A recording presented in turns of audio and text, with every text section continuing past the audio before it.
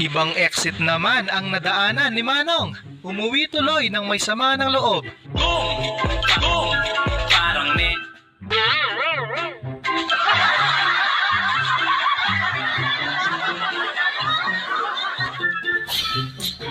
Mapapawaw ka na lang talaga sa galing mag-dive ni Kuya. Ano bang tawag sa dive na yan?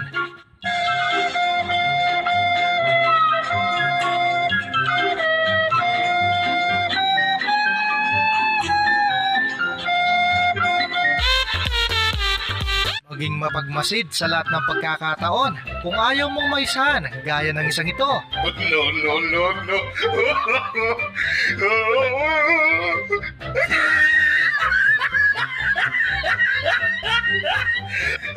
Yung bigla kang nagising sa sobrang lakas ng lindol, lalakas ng trip at tama ng mga ito.